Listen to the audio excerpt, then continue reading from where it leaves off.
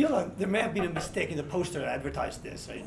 Just too many people here. So if you're not in the right place, please feel free to go now. I can turn around, so I won't pass judgment. Thank you very much. It's a pleasure. Yeah, what I'm going to talk to you today is really culminating 2 years of work that I've been doing. In the past, I used to work much more on the supply side of digital financial services. How do we build it, agents, and this and that.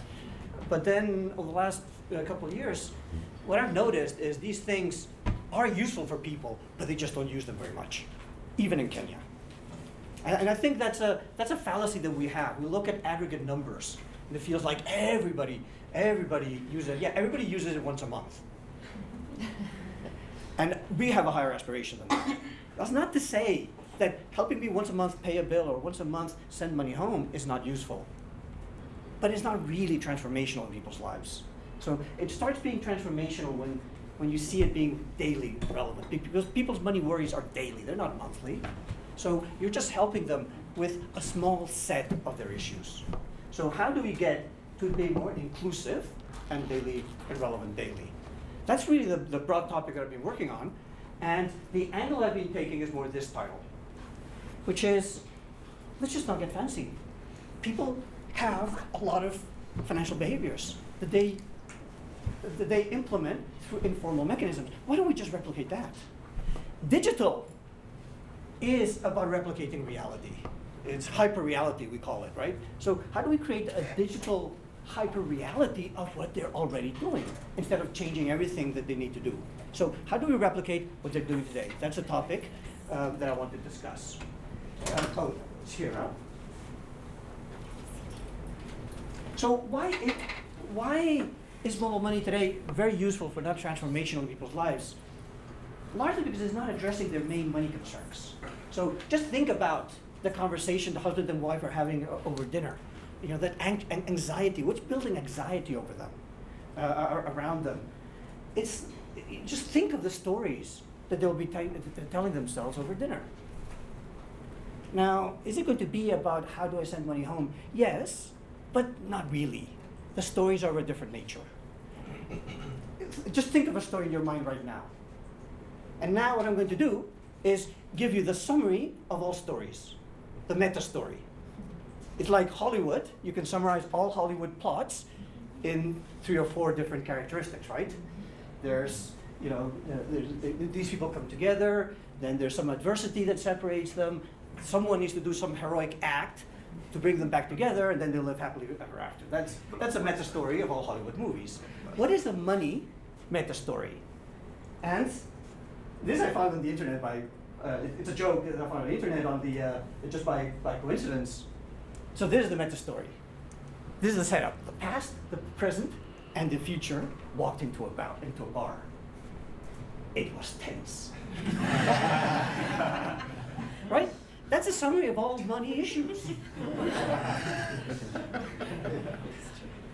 These are 3 different characters. Past me made some decisions that now I regret. Future me is looking at me with a lot of virtuosity and like, are you doing the right thing? And present me is resenting the past for what it did and the future for looking down on me. Right? So it's all about timelines. All stories have an arc of time. Past, present, future. Without that, you don't have a story. What's weird to me about mobile money is that because the platform itself at low level is real time, we only solve real time problems. You need to send money home? Okay, give me the money, I'll push it, that's it. There's no timeline there, there's no arc of time. Because that customer that you helped through mobile money pay a bill or send money home is thankful for you helping them do that. But they're thinking, okay, well, thanks for pushing the money to the village and so on. But frankly, that was not really the hardest part for me emotionally. The hardest part for me was getting the money in the first place. And where are you helping me with that? No, just give me the money when you have it, and then I'll send it home. Okay, that's not really a plot. That's not really a story. That's not the stuff that people talk about at dinner in those anxious moments. So this is what I want to talk about. Let me repeat, the biggest weakness of mobile money is that because the platform works so well on the basis of real time, we're forcing all services to be real time. The higher levels in the stack are meant to undo the limitations of the lower levels. It's like the internet protocol works on assuming that every package is the same. Higher layers of the application stack are undoing that. No. This packet is not the same as that because this one needs to be sent synchronously. This one needs to be sent in the right order. And so higher levels in the stack are undoing the limitations that make the lower levels so good. We need to do the same thing in finance. Sorry, that was probably more addressed to the IBM people than anybody else. So, what are these key tensions between the past, present, and the future? Let me summarize every conversation that you're going to have with a poor person when you interview them to 3 key sources of tensions, 3 key questions that they're constantly talking about. When we go interview poor people, we want to figure out how they allocate their money. Because for us, rich people, salaried people, planning for finance is purely planning the expenditure side. How much will you spend on this versus that? That's why we go to the field asking them these questions. They don't want to talk about that. They find that easy. Once I have the money, I find it easy to figure out how to spend it. This is what I worry about. So there's these conversations like this when we go to the field, because we impose what we think financial planning is all about based on what they're worried about. So the first question everybody will have is, where will my next dollar come from? They want to talk about the income side. They don't want to talk about the expenditure side, because that's the harder part. And so it's the sense of constantly scrambling for new sources of money. The second issue that constantly talk about is, how can I keep on sending my children to school and paying the school fees? How can I keep on sending money to my mother once a month? How can I keep on this idea that we have that we should be eating as a family meat once a week? And this is really important because the subtext on this one is this idea of stability, of routinizing. They feel good that things are working when they're able to establish a modicum of routine based on much less predictable income. So that's what they want. They want to routinize the expenditure side. And the third one is, what if? What if my daughter gets sick? Then what do I do? What if, there's a big wind and the roof falls off? These are, I think, summarize everything that you're going to hear in terms of people's anxieties in the field. Now, let me introduce, and this is really the innovation that I've been trying to think through. These are the tensions. These are easy to identify. Now, I'm going to introduce 3 coping mechanisms that people use to deal with these issues. I'm going to introduce new terminology here, which I've created to capture what it is. There's strategies for dealing with this. And the reason why new terminology was necessary is because normally what we do is go from this straight to products. Oh, the Rosca helps here, oh, the account helps here, and stuff like that. But products are transient things. We need to put a layer in between, which is the coping mechanism. And then we can discuss how the coping mechanisms deal with these issues, and then how products fulfill those coping mechanisms. So I'm going to talk about coping mechanisms, and sorry for the new terminology. So 3 coping mechanisms that they use. The first one I call animating money. And I'm meaning animating in all senses of the word. And here, this links to a key shortcoming of mobile money. Mobile money is focused on payments. When you're doing payments, you want every dollar to be the same as every other dollar, because it's all go, go, go, flow, flow. You don't want to be able to pick the right dollars to make that payment. Like, the money's here, just send them, right? But when it comes to the other function of money, which is not means of payment, but storage of value, you most definitely don't want every dollar to be like every other dollar, because that's the essence of discipline. When every dollar is like every other dollar, you're not going to be able to manage yourself properly. So that's why you animate your money, which is you put a mental idea on money that makes this pot of money different to that pot of money. And so you're animating your different pots of money as different characters in your money play. This is something that we all do. This is nothing that I'm going to say today, by the way, is specific to poor people versus rich people. Those money worries are the same, except that our balance of where our mindset is will be different. We might worry more about how can I keep on maintaining a standard of living, rather than the income side, because our income side is given by our salary, right? So we we focus on different issues, but they're the same.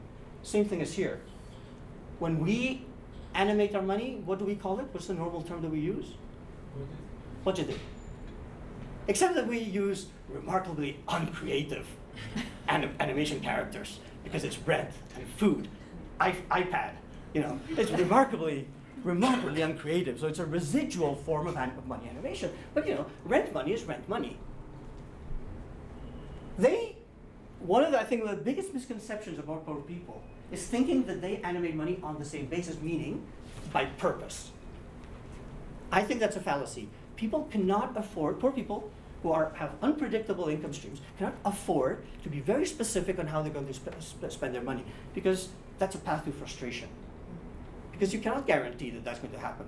Whereas when we do our budget, if we don't meet the budget at the end of the month, we have no one to blame but ourselves.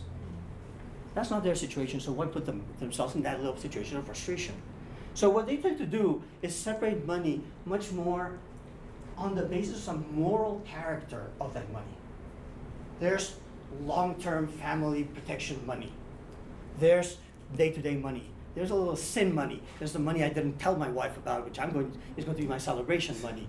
And so that's what they do. These characters are much more moral characters than special vehicles for purposes. And what they manage is classes of money, which map to fuzzy goals. Not individual goals, but fuzzy goals. Why fuzzy? Because, again, if I have this pot of money and I have these goats, and you ask people, so what is this for? They say, they can't come up with a reason. Like, is that because they can't imagine things they might want to buy? No, they sure can. It's like they haven't, but they just haven't decided. Because this might be a fridge, it might be a bicycle, or it might be, a TV. What's the point of deciding that early on? If I keep 3 goals, it's much more likely. First, 3 things are more motivating than 1, because if today is hot, I'm thinking fridge, and if tomorrow I have a bad commute, I'm thinking bicycle. And secondly, if I don't achieve the pot of money that I want, it's not just my control. I don't get frustrated because I didn't set my heart on anything specific. I did not set my heart on a TV or a fridge or a bicycle. So I don't get so frustrated.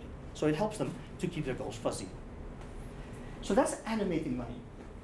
The second one is liquidity farming. Liquidity farming, the liquidity farm is a virtual farm that we all keep in our heads.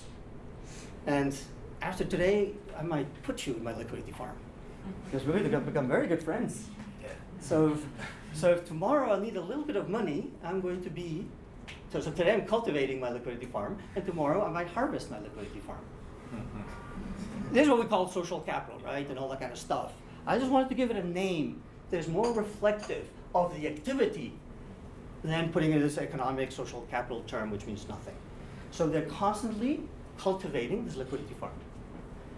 Do we do liquidity farming? Rich people in the US, do they do liquidity farming? What do we call it? Give me examples. Networking, except that we don't really network in the US and developed countries in order to hit people with money, generally. But there's 2 residual forms of liquidity farming, right? Well, yeah, okay, so let's not talk products.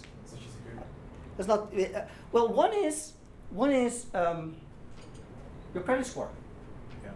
Your credit score, basically, our liquidity farms, instead of being, the nice thing about poor people's liquidity farm is it being multi-crop, right? Because if I need money now, you may not be ready, but you will be, right? So I want to give you multi-crop. What we've done in developed countries is go to the monocrop, just like in agriculture, right? That's what happens. No? You're in agriculture. We go monocrop, which is the credit score, and basically based on that, I can access liquidity. The other form of liquidity farming, whether you realize it or not, is family. So at the end of the day, you put up with a lot of crap from your family because you know that if push comes to shove, that's your place of last resort that they're going to help you. So family and credit score. So that's the liquidity farming. It's an activity that is constantly going on, of cultivating, of planting, of fertilizing. Today I had a good day. Let's go out drinking. I'll buy the rounds. It's an entirely financial behavior. And the third one I call income shaping. In the literature, you tend to emphasize consumption smoothing.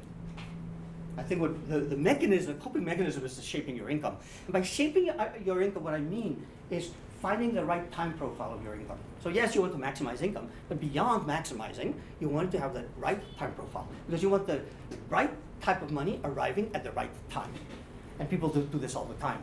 People who are paid daily actually tell their employer, no, give me once a week. Because they want once a week type of money. Because a lot of expenditures are once a week. Farmers who get once a quarter, might get once a quarter sort of income, want daily income. So they'll actually use some of the crops to buy a cow that produces daily milk. Now the ROI on the cow is probably much lower than the ROI, the return on investment, on their core activity. That's why they're doing that core activity. But it doesn't matter because it's not just about maximizing total income, it's about having that regularity of income. And that's income shaping. Just having the right income. And that's why we don't have to worry about that because we have regularity. It's called a salary. But you don't have a salary. It's very important that money appears when you want it in a right time profile. So these are the three coping mechanisms that people use. Now let's link all of this together. So let's just put this in a triangle. When the sides of the triangle, we put the three sources of attention, the three worries. Where's my next dollar coming from? How can I keep on sending my children to school and doing all that? And what if something happens? And what's really interesting is that the three coping mechanisms fill right at the vertices of the triangle. Where am I going to get my next dollar? Well, there's two types of dollars. There's the scheduled liquidity. I try to schedule my liquidity by doing income shaping. I want some daily income, some weekly income, some monthly income, and some windfall income that happens from time to time. I'm scheduling my liquidity. So I'm trying to create some regularity as to when my next dollar is coming from. My next dollar could also come from my liquidity farm, which is my source of liquidity on demand. So it's either scheduled liquidity or liquidity on demand.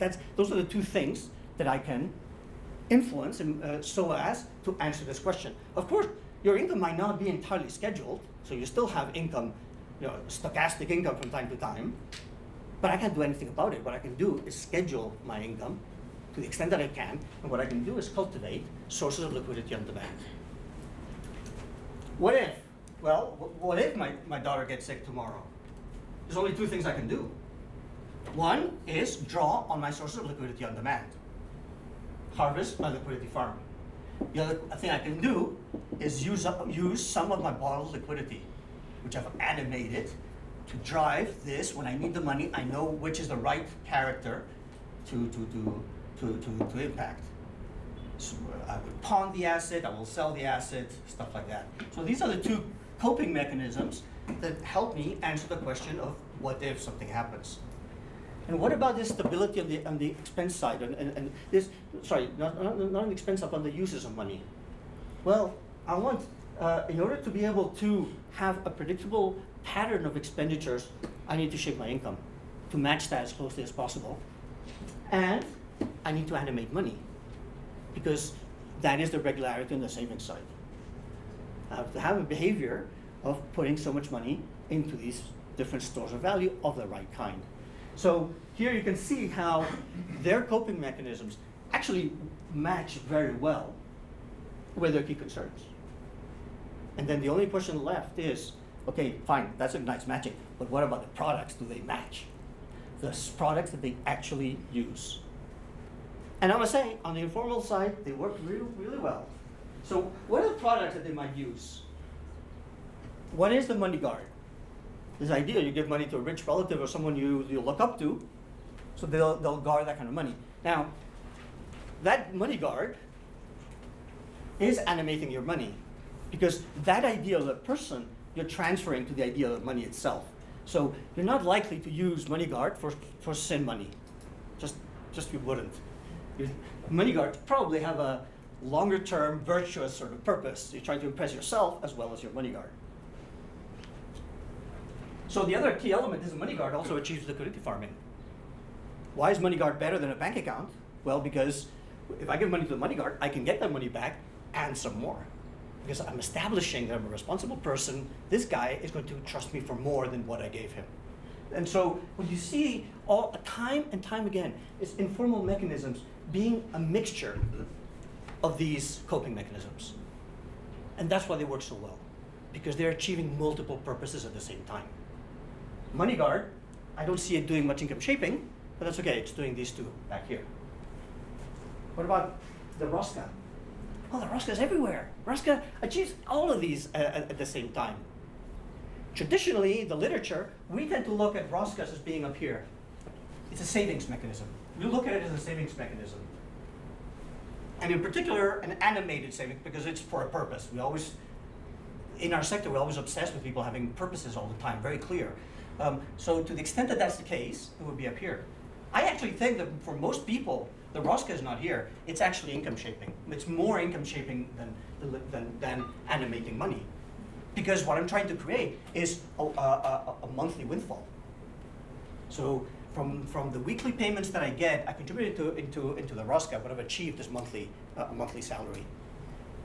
So obviously these are not alternatives. That's why this continuum here works very well. And of course, the Rosca is not only creating once a month sort of money or once a quarter or whatever, and I can animate it with, project to it a certain quality to that money, moral quality to that money.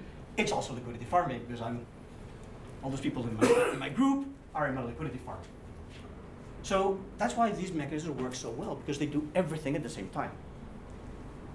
And that's particularly important, because now we've mapped people's worries, we've mapped their coping mechanisms, we've mapped their informal products. The last thing we need to map in here is their personal evolution, the segmentation. How do people evolve across this triangle? Okay, I don't want to make this a general law. I'll tell you what my view generally is. Let's start with very poor people. Which of these three questions is top of mind to very old people? Any guesses? Very old or very poor, sorry. I think it's this. Just sources of money is really what they're worried about. When you go from very poor to moderately poor, that stage going from very poor to moderately poor, the difference is you're creating some stability. So you want to protect that idea that your children will go to school, the idea that you'll have meet once a week or once a month, those ideas that you want to have about yourself, that you're going to go out drinking with friends every Friday. So you move kind of this way. And then as you go from moderately poor to vulnerable non-poor. So, okay, I don't see myself as poor anymore because I have some stability. I can continue. Next month should not be that different to this month, except that things can happen. And so I'm vulnerable because things can take me back into poverty, and so you move into this space here. So you kind of do a trajectory here, and richer people are probably up here.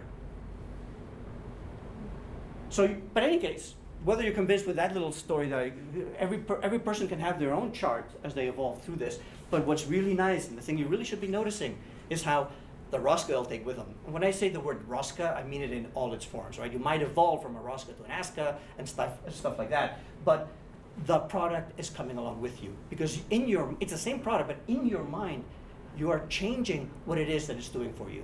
What is a Rosca?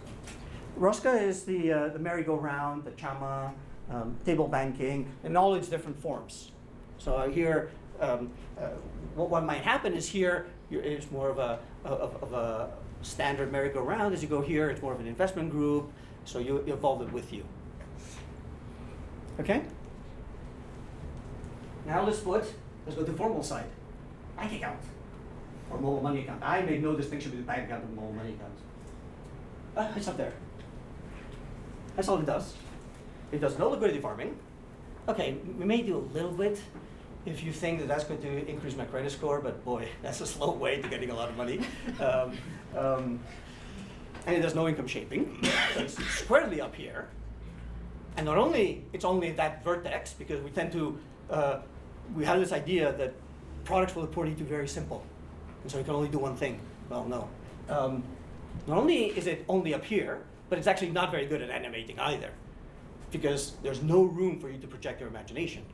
Bank products are of two kinds. One is the hopelessly generic and vague, kesho, shwari. You know, okay, does that really invite my imagination to think what kind of money moral character are we talking about? No. Or it's so specific that they've killed all room for interpretation because it is a school fees account. So this animation is not working for me. I need something in between that is tugging at my imagination that I can make my own. And here are the kind of solutions that I've proposed in the past, very unsuccessful in terms of getting anyone to want to pilot this stuff, is the first one I came up with was sending money to a date. So I got money today, I send it to May 15. Why? Because May 15 is when I need to pay school fees. Actually, it's in May, we're in June now. Well, anyway, you get the picture. July 15, because of school fees. So July 15 is my school fees money, or it's the money for my children, right? For the betterment of my children. I've projected meaning to that account. You might say there's not many things that are dates driven. Another one that works really well is days of the week, and I say really well in focus groups. I've not piloted this. Days of the week. I said I got money today. I'm going to send some money to Friday. Why? Because it's my SIM money, right? Or whatever. Or I might be a micro entrepreneur. Fridays is when I pay wages. It's actually very virtuous money. Or I might send money to Tuesdays because my child must meet on Tuesdays. The bank is giving, or the provider, the mobile money operator, is giving me these vessels, which by themselves don't have meaning, but they attract my meaning because I project meaning into Tuesday and Friday and Monday. Might be colors. Actually, it's interesting. Everybody poo-poos the idea of colors. Because it might be my banana yellow versus my red hot, versus my ice blue accounts. Everybody can project different meanings into these things. Everybody poo-poos it because poor people, it's condescending to poor people. And then what I see is the Bitcoin, they're doing colored coins, right? So, okay, it works for. Anyway, so that's what it could be anything, right? The purpose of the basis of animation. It could be musical groups. It could be cars, right? My Ferrari money versus my Subaru money. If that means something to you, go ahead and take it. If it doesn't, use something else. Animals, right? My giraffe money versus my elephant money versus my gazelle money.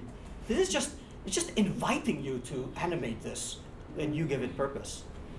And the nice thing about these things is that I'm not really disclosing what my purpose is to the bank because people really don't like that. One of the reasons why school fees accounts fail everywhere is first because you took me too literally, because you assumed I had a goal. It's like, no, my goal is betterment of my children. If my daughter gets sick tomorrow, I may or I may not have any trouble accessing my school fees account. Oh no, but you can't because you can only do one free withdrawal a month. Okay, right? But the other problem with school fees account is, okay, so this month I wasn't able to put money in my school fees account. It was a bad month. The bank is going to think I'm a bad mother. People are sick and tired of people passing judgment on them. So they're not going to put themselves in a situation where anybody can pass that judgment. Which is why this animation, you need to run with their imagination. Let them give meaning to this stuff. You too shouldn't give it meaning. What is red hot money? I did this in a focus group in Tanzania. What is red hot money for you? And this lady in a focus group, and this lady said what I would have said. It's a bill like hot money, sin money, easy come, easy go money. And the other lady said, oh no, it's the opposite. Because it's money that is too hot to handle, it's too hot to touch, so it's a long-term money. Isn't that great? The two people can come up with their own interpretations of the same thing. They've made it their own. It's the idea of co-creation. If you involve them in giving meaning to the account, they will supply the meaning. So I think one of the basic errors that we make in savings, in promoting savings, is the idea that accounts are magnets for money. So here's my magnet. This magnet is not working. The accounts should be magnets for stories. Because if I capture the story, the worry that you have, I'll capture the money that is attached to that story. So engage people's imaginations. Because this is pretty sad. You'll agree that compared to this is pretty sad sitting here. So to me, frankly, why are all, hey, that was an exaggeration. Why are the majority of digital accounts empty? Whether they're all money, whether they're bank, majority are empty, I tell you. Why? Well, it's obvious.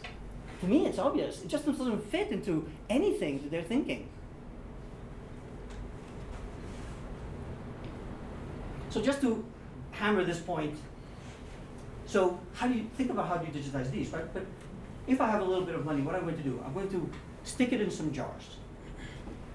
And by the way, I'm not going to label this jar school fees. In my mind, I don't need to do that, right? But somehow we think that in the digital world, we need to tell them.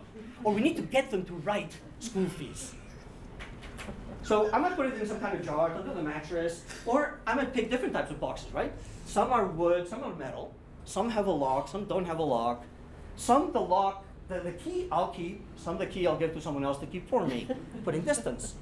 So just start feeling how full of meaning this stuff is. And we're saying, no, forget this, here's an account. Right?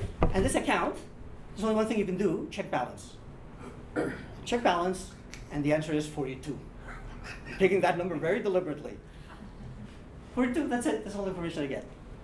Is that engaging my imagination in any way? Am I able to animate my money in any way? The answer is 42. But we haven't even begun filling the informal ways of saving, because there's pots that actually need to break in order to get the value out. And then there's these kind of pots that move around, which are phenomenal savings instruments. I mean, count the number of ways in which a cow is a fantastic financial product. And by fantastic, what I mean is giving you access to the liquidity when you need it and not when you don't need it. Banks don't know how to do that, because banks there's always this tension, right? I want this to be available when I need it and not available when I really don't need it. And banks deal with that by doing a barbell portfolio. Okay, put some money in your checking account, or a transactional account, and then put some money in a time deposit or your pension plan, and that's how you deal with it, right? So this is available money, this is not available money. It works for us, but it doesn't work for poor people because they cannot afford to segment their portfolio. They have very little money. Every dollar needs to be disciplined money when you don't need it, and needs to be available money when you need it. Cow is a perfect example of that. Because I can sell a cow anytime. But let's count the ways in which it's not going to be easy. First, I cannot sell it immediately. There's a waiting period. Kind of like guns, right? There should be a waiting period. So you're not hot in the head and selling your cow. You cannot sell it immediately. You cannot walk into a store, oh, I like that dress, here's the cow.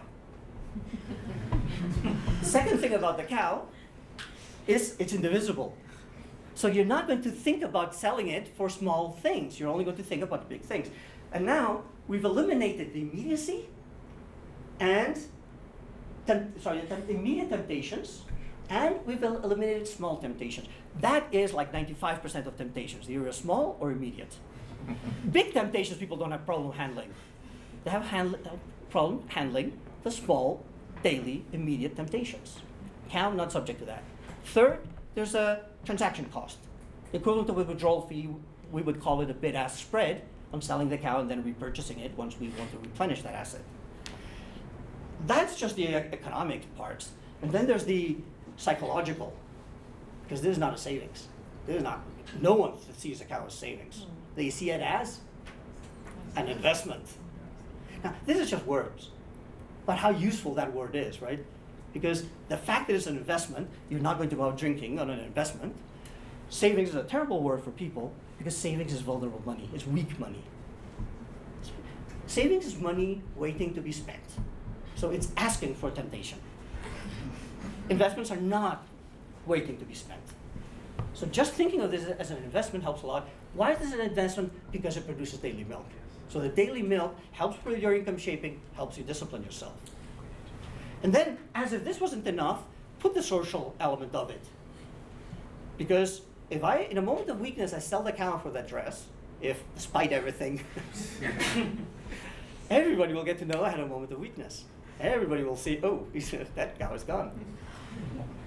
Right, so peer pressure. And some cultures go as far as creating all sorts of social and religious taboos around selling cows. So it's just a phenomenal financial instrument. Achieving discipline when you need it, which is most of the time, and liquidity when you want it. The moral of this particular story for me, aside from saying how the hell do you digitize this, is we have a concept we just need to take out of our heads. And I've already said what it was. This idea that financial products need to be simple. No, they don't. There's nothing simple about this. What's the rate of return on a cow? Who the hell knows? It's negative interest. You need to be feeding the damn thing. It might get sick. Prices oscillate. The market value is like Bitcoin. It's not simple. There's nothing simple about this. But there's no user manual. So how do you achieve non-simple with no user manual? Because there's something much more important than simplicity, and that's intuition. If it's intuitive, it doesn't need to be simple. So that's my plea to digital financial service. Let's stop using the word simple. Let's start using the word intuitive. And things need to be simple only if we fail to engage people's intuition. That's the only scenario under which simple is a good thing. But that's a failure of our imagination to engage that level of intuition. And then, of course, just to finish this, that's my money guard. That's another receptacle that for my money. And that's some groups that I belong to and so on, under a tree and all the rest. So this is what I'm doing today. What's interesting is that it's highly intuitive, again, that word. A particular pot of money that I have, which I've associated with a character. It's a character in my, it's an animated character in my virtual wallet. It's quite clear where this goes. I don't need to be thinking about this. I can be on autopilot making these decisions. Because if I receive an inheritance, it's doubtful it'll go here. I'm sure you'll agree. I just wouldn't even consider that. So where does money go depends on the story of that money. And the story is basically, where did it come from? How available do I want it to be today? What is it going to be for? What kind of category expenditure? And once you have that, you're clear on that story, which vehicle is extremely obvious. But no. That's quaint. Forget that. Here's the account. Check balance 42. It just doesn't work. So actually, I talked. Let me go back here because I talked about how you can animate the amount digitally by associating with the ideas that then they make their own. It's Friday money. It's Gazelle money. It's my Ferrari money. Anything can work. What about here? Income shaping. Well, let people schedule their liquidity, right? But don't just offer that. You put in your daily income here, and you can withdraw so much on Tuesdays, because that's when your Rosca meets, and the rest is going to be available on Friday. So you can schedule their liquidity. Not by fixing hard and fast rules, not by saving that 5% thing that we always seem to think that people should be rule-driven. No, you cannot if you don't have stability in income. But making it easy for people to reinvent how they get paid. And liquidity farming, I think, is most obvious how to do digitally, except that we never engage this, which is, as a provider of a digital platform, your only role should not be, how do you save with me, how do you borrow from me? But your digital platform can be, how do I let you extract liquidity from wherever you need to do, because you have all these friends. I'm going to help you get money from your friends, not just from me. But no bank thinks in those terms. If I'm not involved in the money, I'm not interested. Why? Why can't you offer some P2P platform so I can hit my friends? If I'm a store, I give store credit. In people's lives, the store is in the liquidity farm. Well, maybe you want to formalize that. It's still informal credit through the store, but maybe you do want to register that on the mobile money platform. Because the store doesn't want to go chasing after you for that money. The platform can remind the borrowers, please repay the store because you owe them that much. What if the store like that? Give them a mechanism for the store to manage store credit. And then, if you want as a bank, you can underwrite that risk, right? You can say, okay, all that store credit you give, since you seem to be very good at repayment, and it's all going to be coming through me, so I get to see how good you are at getting repaid, I'll subsidize 50% of the credit. I'll give you a guarantee, or I'll fund 50% of the credit. So you evolve from a situation where it's 100% liquidity farming when people borrow from the liquidity farms. Over time, the bank can take over. Because if a bank is implementing all these three things, imagine how much information you're getting on the customer. Credit scoring, right? I know how well you separate out your money, how far out in time you send money, how regularly you contribute.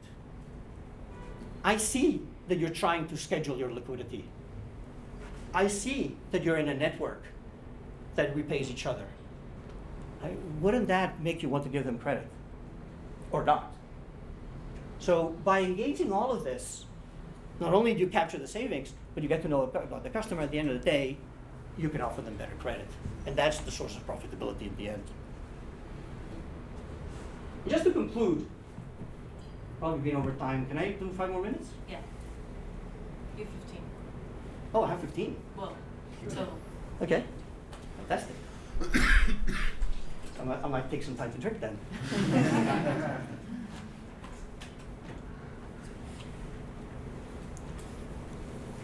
I want to link this to the issue. So far I've been talking more about broadly the product side. Actually, since I have 15. Okay, let me just do one intersection. Let me make an add something again on this triangle. There's a word I really don't like. It's a disease that is running in our industry. That disease I call productitis. The idea that we need to develop more products because they're not using the ones we have, so we need more of them. And these products need to be highly customer-centric. Who's against customer centricity, right? And so I'm going to research the hell out of you, and I'm going to do the product that's just right for you. And then the right product for you, and then for you. This segmentation, tailoring, targeting, and all that kind of stuff. That is a path to nowhere. Because we're talking about people that you're not going to market very effectively to. We're going from branch-based to branchless. People that you're not going to be talking to directly very often. So we cannot do a highly segmented product offering because how are you going to market that? So we need to eliminate the notion of products, which is bundled functionalities that are right for you, and replace it with something that I call tools. This is just internet stuff, really. Tools. I'm just going to develop the minimum set of tools that then you can all use in whatever way you want. So we achieve that personalization by how you use my tools, not because I've constructed a package just for you. This is just internet stuff. Internet is the killer of products. There's no more CD. There will be no more newspaper. But it creates the tools for you to find the music that you want. It didn't kill the music. It killed the music products, down to the song. Because it replaced those products, which is the CD, with a bunch of tools that let you access whatever the hell you want, whenever you want it. So that's what we need to do in anything digital, and financial services should be no different. What are the tools that allow people to animate money? For me, is this idea of sending money to concepts. Because now we can only think of sending money to phone numbers or account numbers, transfers over space. But what if I can send money to a caller? I can send money to a date, to a day of the week. That's a tool, it's a generic tool that I can then use to animate my money vividly. A lot of tools around this, right? For P2P and so on, tools around this. So let's just figure out what is the minimum set of tools that everybody uses, even rich people, because I don't think it's that different. At the tool level, at the product level, totally different. So it's tools and not products. So let me bring it back to a broader issue. I wanted to discuss customer empowerment. It's a bit of a corny word to use, but we need to inject meaning into empowerment. Because at the end of the day, that's what it's all about. And while empowerment is just motherhood and apple pie, it just seems like we can be against it, but it's a word that we need to inject meaning into. It cannot be just whatever you want at whatever point in time you're using the word.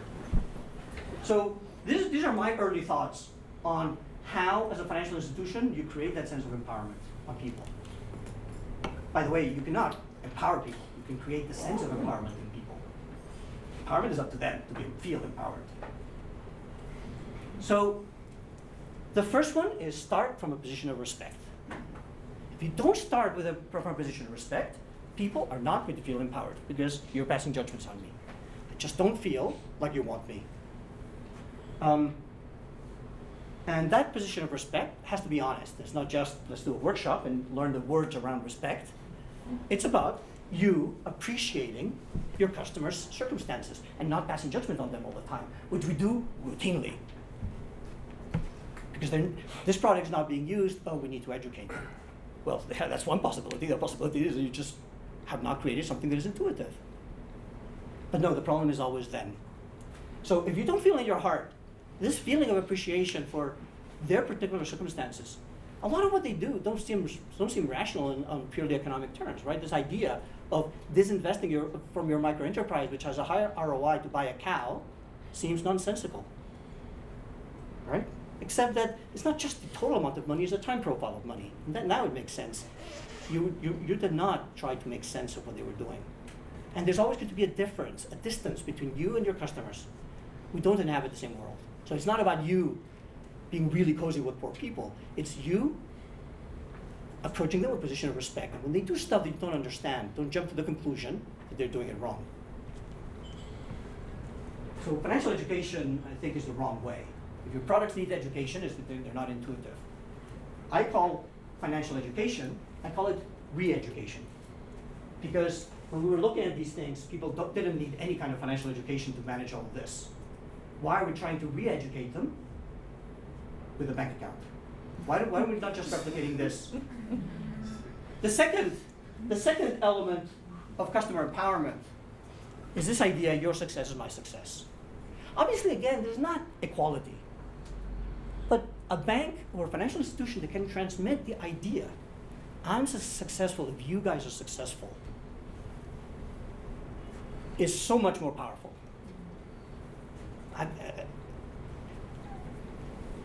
I won't name names here, but I think there's a bank here that came quite close to doing a spectacular growth path because they were quite good at this, and they were very good at this. We'll mention it because I don't know which banks you're from. So this idea of relationship, you're not on your own, right? Respect is respect the individuality, but build on that individuality into relationship. Call it win-win if you like, the sense of your success is my success. And the third element, okay, it's not enough about you respecting me and us having a really cozy relationship, because empowerment is about me being able to do things I wasn't able to do before. So it's about connecting me to the rest of the world in more effective ways. Is this idea of connecting. In finance, normally people look at growth and development as a process of accumulation. You go from 1 goat to 2 goats to 4 goats to 16 goats to whatever. That's not really development. Development is about connecting people, because that's what exposes opportunities. So we think you should be connected to your market, so we build roads. We think you should be connected to information, so we school you and give you access to the internet. We think you should be connected to other people. Here's the phone system. We think you should be connected to the power grid so you can leverage your human labor. And I think in the 21st century, there's one more of these connecting things that need to happen, which is the digital payments grid. You need to be connected to anyone that you might want to pay or receive money from. So it's about exposing opportunities. And so if, in addition to making people feel cozy, good about themselves and about their relationship, you need to make them feel positive about the future because you're exposing new opportunities to them. And that's the sense of empowerment.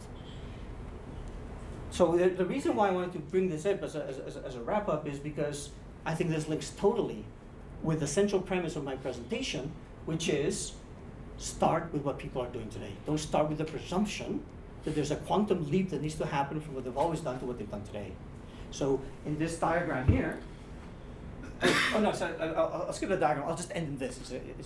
It's a cute way of ending on the point of respect. Pixar, great storytellers. They have a list of 22 rules. Rule number 1 for good storytelling. Rule number 1: admire characters for attempting more than what their successes have been. Isn't that remarkable? And it's true when you see Toy Story and you see Finding Nemo. You kind of you're rooting for these characters, and yet they're letting you down every single time. They're failing every single time. Nothing works for them the way it's supposed to. But you admire them the more for trying and trying and trying. Imagine if as a bank, you felt like that about your customers. Wouldn't that be wonderful? So with that, I close.